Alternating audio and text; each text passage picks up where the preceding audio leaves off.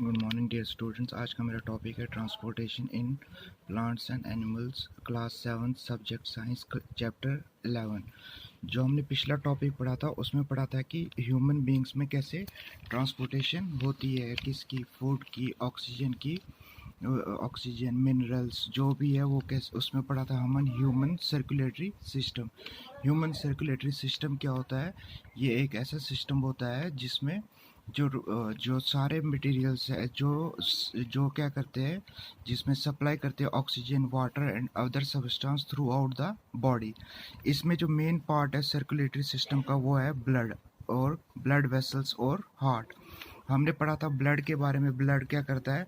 वो ट्रांसपोर्ट करता है हर एक चीज़ जो भी एक बॉडी को थ्रू बॉडी को, जो भी ब्लड क्या करता है, ब्लड पूरा जो ट्रांसपोर्ट सिस्टम है, जो ट्रांसपोर्टेशन होती है एक ह्यूमन बॉडी में, चाहे वो ऑक्सीजन हो, फूड सप्लाई हो, वो थ्रू आउट द बॉडी कौन करता है? ब्लड करता है।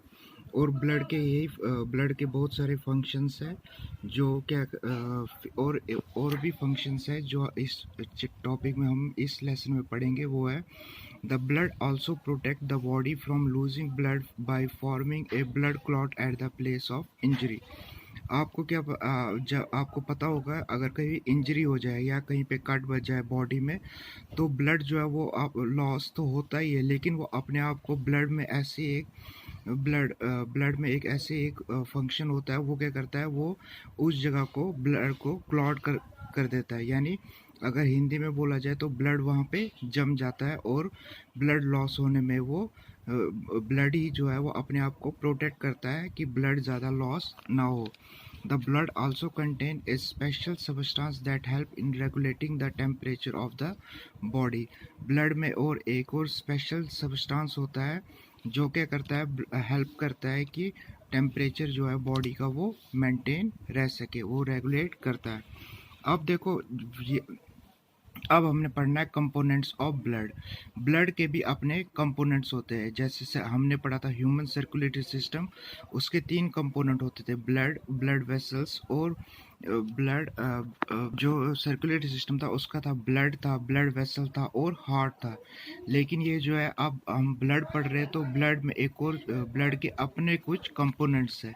The main components of blood और blood plasma, red blood cells जो आरबीसी होती है, वाइट ब्लड सेल्स होते हैं और ब्लड प्लेटलेट्स होते हैं। सबसे पहले हम पढ़ेंगे blood plasma. The liquid substance present in the body is called blood plasma. The liquid substance that is present in the blood is called blood plasma. देखो, जो लिक्विड सब्सटेंस ब्लड में present होता है, ऐसे तो ये लिक्विड फॉर्म में ही होता है, लेकिन इसमें कुछ जो लिक्विड होता है इसमें ब्लड में, उसको कहते हैं blood plasma. Almost 55% of blood is blood plasma. 55% जो ब्लड में होता है वो होता है blood plasma. The plasma facilitates the transportation of different substance throughout the body. जो प्लाज्मा ही होता है वो क्या करता है, वो काम क्या करता है, उसका काम क्या होता है, transportation of different substance through out the body. यानी प्लाज्मा ही क्या करता है, ये ट्रांसपोर्ट करता है, ऑक्सीजन हो, फूड हो, मिनरल्स हो, जो भी एक बॉडी पार्ट को चाहिए वो कौन करता है, फैसिलिटेट कौन करता है, वो काम कौन करता है, blood plasma. The blood plasma is made up of, जो ब्लड प्लाज्मा वो उसमें क्या क्या बना होता है, उसमें क्या क्या होता है, एक तो होता है वाटर होता है, सॉल्ट होता है, फैट्स होते हैं, प्रोटीन्स होते हैं और शुगर होते हैं। ये मेन कंपोनेंट्स हैं ब्लड प्लाज्मा के। अब है आरबीसी। आरबीसी क्या होता है, इसको कहते हैं red blood cells. Red blood cells जो होते हैं, they are present in ample amount in the blood. ये जो होते हैं ये बहुत ज़्यादा अमाउंट में एक ब्लड में प्रेजेंट होते हैं, अच्छे खासे अमाउंट में एक ब्लड में प्रेजेंट होते हैं। ये होते हैं 40 to 45% जो होता है आरबीसी एक ब्लड के अंदर प्रेजेंट होते हैं। They are red in colour, और इसका कलर कैसा होता है, रेड होता है, because they contain a special pigment call haemoglobin. ये किसकी वजह से होता है, इसका कलर रेड कैसे होता है, क्योंकि एक स्पेशल कंपोनेंट इसमें प्रेजेंट होता है, वो होता है haemoglobin. The oxygen we take in binds itself with the haemoglobin. जो ऑक्सीजन हम लेते हैं वो इस हेमोग्लोबिन के साथ मिल जाता है और hence reach every cell of the body through the blood. और क्या करता है वो, उसकी वजह से क्या होता है, जब वो हीमोग्लोबिन के साथ मिल जाता है तो हर एक सेल के पास वो ऑक्सीजन जो है वो ब्लड की वजह से पहुंच जाता है। अब देखो हीमोग्लोबिन जो होता है, हीमोग्लोबिन सबसे इम्पोर्टेंट पार्ट होता है एक बॉडी ब्लड के अंदर। अगर आपको कमज़ोरी महसूस होती है तो आप किसी भी डॉक्टर के पास जाओगे, वो क्या बोलेगा आपको कि आपका हीमोग्लोबिन जो है, ब्लड में हीमोग्लोबिन जो है वो कम हो गया है। तो आप वो दवाई देता है कोई भी, जिससे क्या हो जाए, हमारा हीमोग्लोबिन जो है वो बढ़ जाए। हीमोग्लोबिन जो होता है वो ब्लड का सबसे मेन पार्ट होता है। अब white blood cells, they are present in fewer amount. ये जो होते हैं ये बहुत कम अमाउंट में प्रेजेंट होते हैं, ऑलमोस्ट 1%। ये सिर्फ 1% ब्लड में प्रेजेंट होता है, लेकिन but performs a vital function in the body. लेकिन इसका ये जो काम है ये बहुत इम्पोर्टेंट काम है एक बॉडी के अंदर। These cells fight against the germs present in the body. ये सेल्स क्या करती है, ये फाइट करती है, यानी जो भी जर्म्स प्रेजेंट होती है बॉडी के अंदर उनके साथ फाइट करते हैं और उनको ख़त्म कर देते हैं।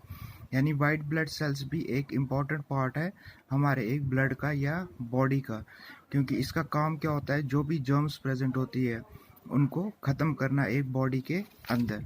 अब ब्लड प्लेटलेट्स भी बहुत ज़्यादा इनका बहुत ज़्यादा काम होता है एक बॉडी के अंदर। These are the cells that helps in the formation of blood clot। ये जो सेल्स होते हैं ये क्या करते हैं, ये फॉर्मेशन करते हैं ब्लड क्लॉट को। यानी इसकी वजह से, प्लेटलेट्स की वजह से ही ब्लड जो है वो क्लॉट हो जाता है and prevent the blood from flowing out of the body due to an injury.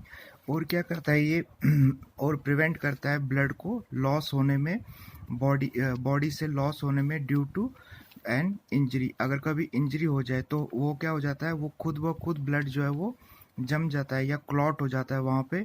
वो किसकी वजह से होता है, प्लेटलेट्स की वजह से। अगर देखो जब भी आप बात सुनोगे कि जब भी डेंगू जैसी बीमारी किसी को हो जाती है, उसके प्लेटलेट्स जो होते हैं वो कम हो जाते हैं।